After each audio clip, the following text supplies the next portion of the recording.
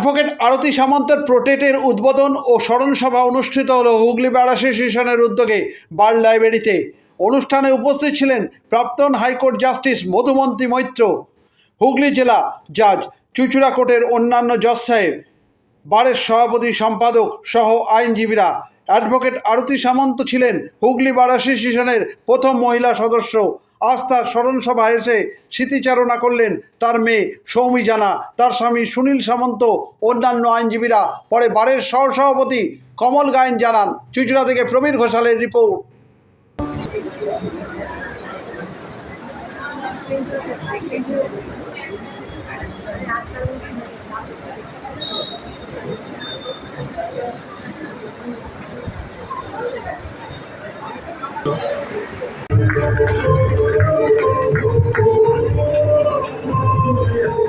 আমরা আমাদের third edition district জাজ মহাশয়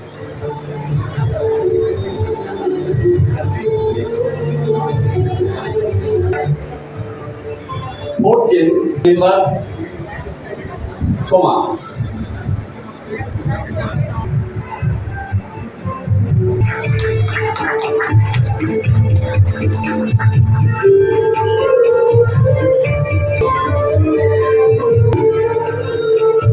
আমরা হুগলি বার অ্যাসোসিয়েশন আমাদের প্রথা অনুযায়ী যে পোর্ট্রেট আনভেইলিং অনুষ্ঠান থাকে, আজকে আমরা সেটা অনুষ্ঠিত করলাম।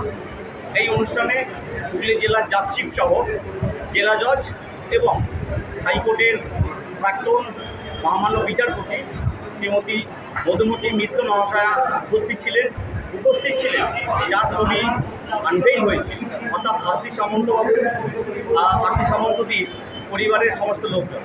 আমরা এই অনুষ্ঠানটা সফলভাবে আয়োজন করেছি। এই আয়োজন করার পর এরপরে আমাদের একটা ছোট্ট মধ্যাহ্নভোজের আয়োজন করা হয়েছে, যেখানে বার এবং বেঞ্চ একসঙ্গে এই আহার গ্রহণ করে। Kamal Gayen, vice president, Hooghly bar association.